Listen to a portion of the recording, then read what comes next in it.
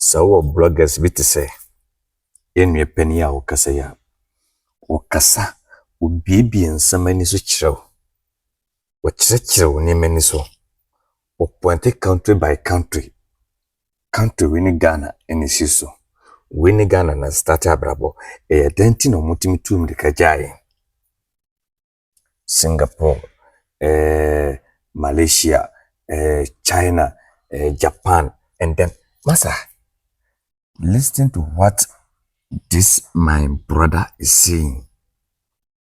Tiasema me bra na wokan tiasema blogger na eka no. Na other bloggers omotiga na omusua de omodia ne se ye twan tratu bi so. We are say omodia ne selfish interest. Muntie asama menwe woka efa nchichirimu amaya ye ni omwasiso ande ho kire QTV 24/7 subscribe na mo share ntie. Was there? They have a policy of developing lands, farmlands. They have a policy of developing the farmlands, putting in all the infrastructure, electricity, drainage systems, road access, everything in it. Mm-hmm. But it will be driven by private farmers, individual farmers. Okay. And I said to some of their big men, mm-hmm, your ideology is beautiful, but the execution is wrong. We have seen this type before. If you do all this and put it in the hands of private farmers, okay, you are putting your destiny in people that you cannot literally control. What stops the nation from farming itself? What stops Ghana from being competitive itself? As in, you do all the things you want to do, set the farm, do the roads, and then government itself is going to farm, so that government can control how many hours farmers are working, so that even if you want to do your 24-hour farming, 8 hours per shift, you are not dependent on private people who would wake up in the morning and feel like, today I don't want to go to work. That is what private people do. Yeah. Private farmer, if he wakes up, he doesn't feel like going to work, he stay. Yeah. If he goes to work and he feels like working 2 hours, he will do it. And then come back home. You see how it works? Yeah. But when you have a government who is working with time and machines and having an expectation in mind, we want to hit 1 million metric tons of rice or of maize this year, this month, this whatever, this quarter of the year. You have all these projections in mind. Yeah. So you can control the whole thing and make the achievements achievable. Okay. But if you put it in the hands of private people, it will be just like what Nanado said. Private partnership, one district, one factory. Look at what is happening. Nothing. Because private people have a certain way of dealing with this. But government, when you take charge, I believe, government can be the most efficient, department in any structure. Government itself. Mm-hmm. Because I've seen the government of Singapore being one of the most efficient governments in the world. Mm-hmm. Malaysian government is efficient. South Korean government is very efficient. South Korean government, super efficient. So you can see how their progress is going. Chinese government, very efficient. They look at their numbers. They look at how much food they need to supply. They are not waiting for private people to go into it and be delaying and be giving all manner of excuses. Let the private people farm on their own. But you as the government, go into your own farming. When the private people bring their supply and you bring in your supply, it brings in enough in the system so that we can have a stability in the system. But you do all that and leave it in the hands of private people. What if your opponent, the opposition party, wants to sabotage you? Mm-hmm. And they have their people in there farming. Yeah. It's easy. Definitely. So government don't just set it up for the private people, but the government must run a farm itself. You are the second largest cocoa producing country in the world. In the world of Africa. In the world. Ghana is the second largest cocoa producing country in the world. So if you are the second, and that is just private farmers producing, how much more if government went into state farming for cocoa, and government had like 5,000, 50,000 metric hectares of cocoa farms? Where would our position be in 5 years? We'll be number one. Yeah. You see what I mean? So I look at all the manifestos and I'm comparing them and I'm asking myself the questions. These guys have been around. These guys have been around. Okay, this is what they are promising now. What should I expect? Should I stay neutral? Because if I stay neutral, they are happy. If other guys stays neutral, they are happy. So that we can just be making small noise in the corners. But together, we'll never come together to work. And that is what they want. That is why you may see me veering off to a certain political party or whatever movement. Not just because I hate NDC and NPP, but because I'm looking at which manifesto actually makes sense for 2025 and going forward. After so, kasa ya o kasa simiye no. Eno omo adwene wo fam no bibisa ne se, uba industry mu na wo ye o blogging na eye dent na wo tene wakoma edema chada. Ono so oyi na no, moma yenti anu ya oyi ni pakro na wo twro e won comment section azan. Moma yenti asama oyi no anu no. Ye bra no nani ate. That's why I'm asking you is because I read a comment in one of your posts, and I think it was one of your followers asked you, you came into this platform as a neutral person. Then all of a sudden, I think you made a video saying why you should vote, or reasons why you should vote for Nana Kwame Bediako.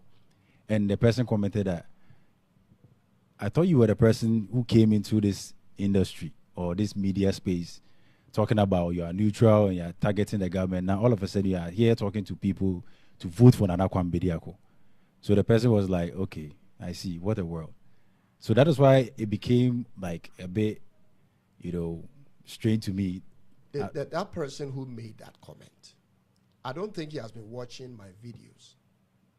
I made an episode on TikTok titled, Why You Should Vote for Nana Kwame Bediako. I followed that up with another episode I titled, Why You Should Vote for John Dramani Mahama. Have you seen that one? Yeah, I've seen it. So it's not just about Nana Kwame. I also made one for John Mahama. And don't be surprised you see me make another episode titled, Why You Should Vote for Dr. Mahamudu Bawumia. You shouldn't be surprised. But why are you making these episodes? This is what I mean. And this is my plan. Okay. You see, people vote based on different reasons. I'm sure if you had a brother who is running for office and you think he had a chance to win, you would encourage people to vote for him. Sure. Okay.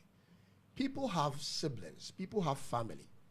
People have people they are very close to.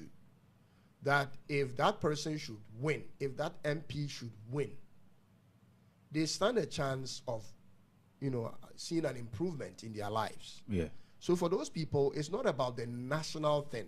Yeah. It's not about the national expectation. It's about what they personally can also benefit. So people vote on different things. So I am not naive. When I'm speaking, I think through things. I consider where people stand. People are expecting different things from different people. You might be expecting the new government to come in and fix electricity. Somebody sitting somewhere have no interest in electricity. He's just hoping that the road connecting to his village will just be constructed. Yeah. Electricity or no electricity, they don't really care. There are people who just want water in this country.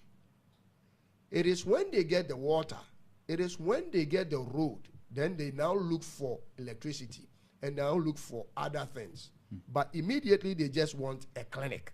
Immediately they just want a road. So I put everything in perspective. And I tell people, listen, if you want to vote for this person, then it should be around this area, if this is what you are looking for. Okay. if you want to consider voting for this other person, then probably is because of this X, Y, and Z reasons. But if not so, and if you want to vote for this person based on this, this, and that, then I'm sorry you're not going to find it there. So don't vote for that person. So I am not saying vote for that person directly. Okay. I'm giving you a condition to think about. And if you think about the conditions I provided, and you find it substantial enough to consider in voting for that person, then you go ahead. You get the point? Yeah. So when people say, oh, you are becoming this, no. It's like You you're have- taking a stand. Yeah. You have to watch my videos and pay attention when you watch them. And you have to be following up with the episodes. Or else you may hear just one part of it and run with it. But why I have another question as to, you spoke about efficiency, about countries running, like you spoke about Singapore, China, and those kind of. Don't you think it's because of autocracy? Because I don't think they are democratic countries, right? Singapore is democratic. South Korea is democratic. China is. Malaysia is democratic. China is the only one different. So, democracy and autocracy, which one really works? Because it's like Africa, we all practice democracy, but it seems we are facing too many challenges. So, what could be the problem? I don't think it's either of them. I think it's the people we vote for and the systems we run here. Listen, even if it was, autocracy, and even if we had a king, one king who ruled Ghana, Yeah. if the king is corrupt, the country is doomed. Because that would mean that the king will be corrupt all the way till he dies before we can bring in another king. Because that is how kings are removed. You don't remove a king until he dies, correct? Yeah. Good. If it was run by some family and they are corrupt, it will mean the same thing. We have to wait till that family passes away. So it's not about the person, it's not about the autocracy or democracy. It's about the people we elect and the system the people are in. Let me give you an example. I'm listening. If you look at the political parties in Ghana, when they elect their MPs to parliament, everything their MPs do in parliament will let you understand immediately why they are there. When you see how their MPs debate in parliament, when you pay attention to the things they are interested in parliament, you immediately know that these MPs are not sitting there thinking about Ghana. They are sitting there thinking about their political party, how to gain favor in their political party, how to win the next elections. That is all they are about. How to cut deals with the president so that the president will give them some grants, will give them some projects in their village or wherever, whichever constituency. Yeah. That is their interest. It is not about the national thing. Because if it is the national thing, then whoever is majority or minority in parliament wouldn't be an issue. The thing will be, if the policy is good for Ghana, then everybody would have supported it. Yeah. But you'll find them always fighting about every other thing. Because people are looking for their party interest, political party interest. So my problem is, number one, the people we vote for and the system these people run in. I've realized that we always vote for the wrong people. And these wrong people are produced by wrong systems. They have gone through the mills in their political parties. By the time you come out as the flag bearer in that party, you know what it takes. You become president. Yeah. 3 things are pressuring on you immediately. From any of these 2 political parties, NDC, NPP, the same thing. When you become president, immediately the pressure from your political party, this is what you promised us. We are expecting you to deliver. These are the people who funded your campaign. They are expecting you to give them contracts. The party wants this. The party wants that. The party thinks you should take this man as whatever minister. That is the pressure coming from the party. Number 2, the people that voted for you, they have expectations. Yeah. We want this road, we want this water, we want this hospital. The people are shouting for what they were asking from you when you were campaigning. Yeah. Number 3, you as the president, your what do you call, your expectation, your dream of leaving a legacy, the legacy mindset that you had before you became, what you wanted to achieve for your own self in the country is the 3rd one. So you have what you had in your mind, what your political party is pressuring you to do, and what the people are expecting from you. Which of the 3 do you take seriously, or do you attend to immediately? One thing they never miss, one thing they never overlook is their political party. They can overlook the people, they can overlook their own egos, their own expectations, but they never overlook their political parties because they know their political parties put them there. Yeah. So they must always deliver for their political parties. So their political parties will bring them all manner of people to do business with, and they have to say yes. And that is why they never get anything done. They can promise you anything, but when they get there and the reality checks in, and their political parties begin to bring them all these people who are there to come and eat because they have paid, then But nothing gets Don't done. you think the world is a corrupt place? And I believe corruption is everywhere, right? So why is it that when it comes to Africa, we make it look like corruption is like the main problem? But why are we not thinking about, just like you said, it's the people? Because I believe every country has some level or some form of corruption. So why is it that in Africa, it's like a main problem when it comes to leadership, politics, and everything? Why is it always like... America is more corrupt than Ghana. The European countries, they are more corrupt than Africans. They showed us what corruption is. But this is what they did. They Yeah. are too smart. I'm listening. They provided the people the basic necessities. Let me show you what they did. They fixed the people's roads. They fixed their hospitals. They fixed their medical system. They gave them grants to buy cars and houses. They gave them a certain lifestyle. So you wake up in the morning, the first pressure on your mind is not where the next food is coming from. They gave these people all these things. When you wake up, you are thinking of doing big things when you live in America because there is job available. They gave them all these things you need to make your life a little colorful. Okay. So that your mind doesn't go too far in thinking, what are they doing with our tax money? Yeah. They give you all the small things. But Africa, the big men, the politicians, they deny you of the small things they have to do. The road, the hospital. Every year, the number of people dying on the road because of road accident is more than the people fighting in a real war in Ukraine. I'm talking about Ghana. Okay. The number of Ghanaians who are dying in a year, motorbike, car accident, in Ghana are more than the people who are actually fighting in a war in war countries. So they deny you all these basic necessities and they are still stealing the money. So every time you are frustrated, this is the problem.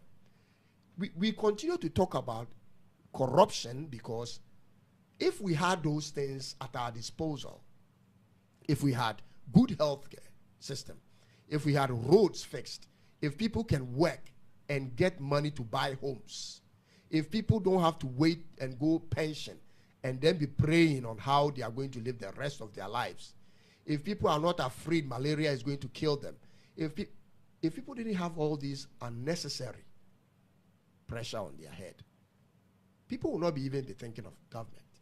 People will just live their lives. That is how Europeans live their life. Their governments are corrupt, but they have all the things they need.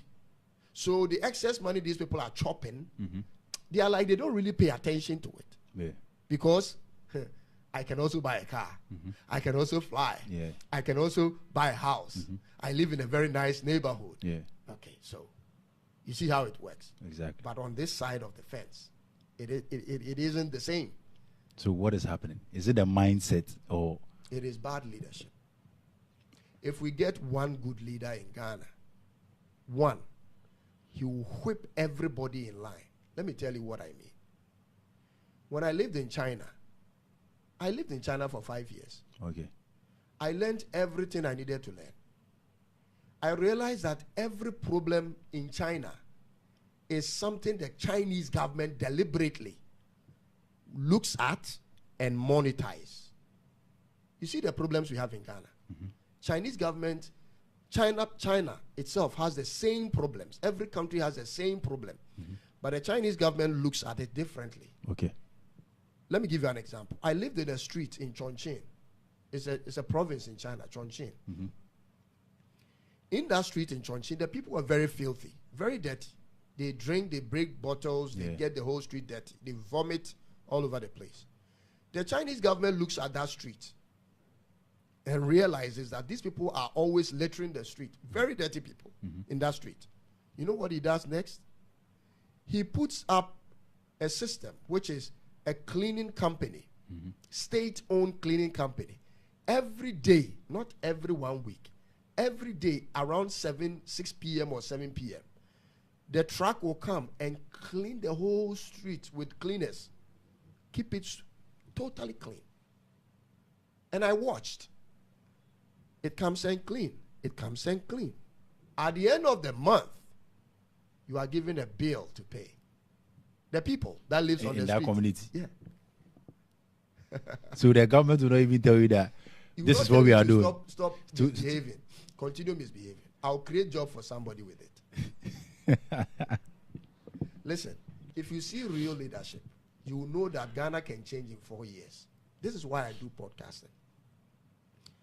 When the government sees you are fooling with something, the government doesn't just tell you stop.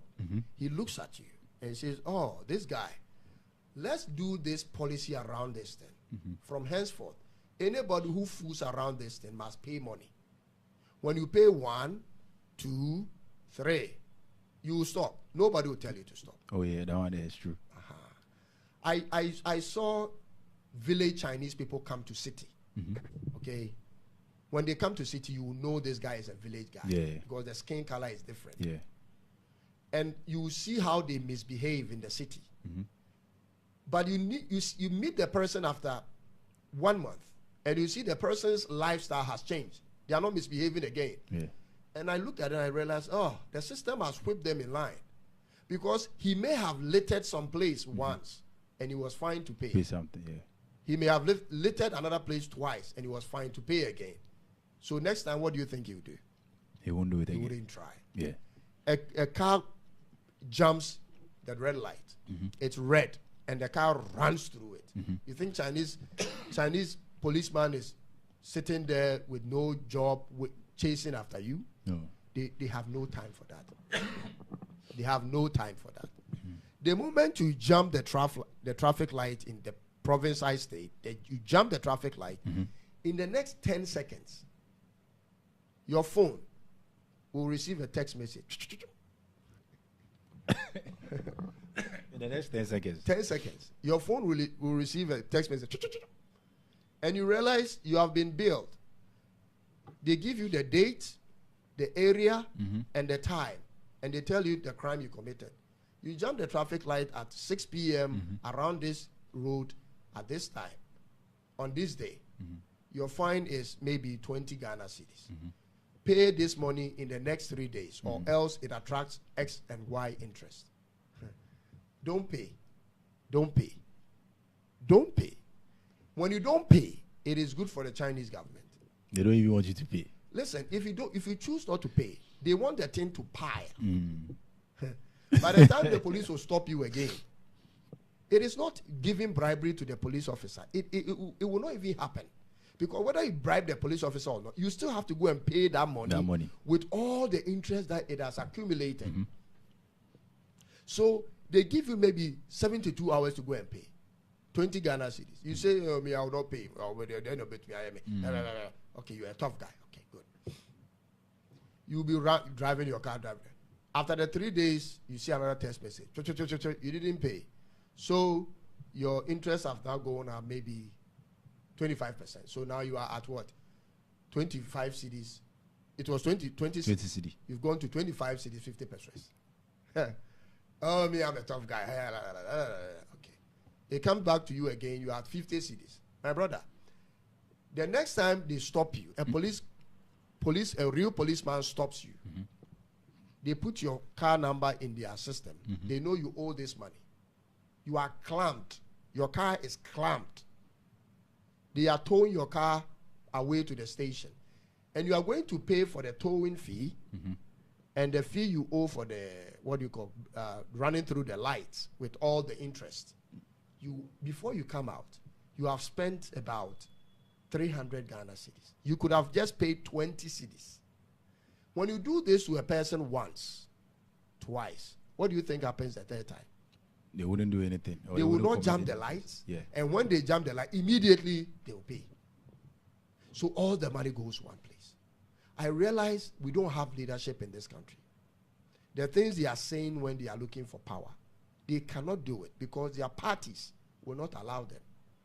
If they want to do what they promise the people, their party wouldn't get the kind of money they are expecting. And that is why the nation is where it is. So which means from the way you see things, there's no hope. There is hope when we change and get a real leader. So there's a lot of hope. And that leader is?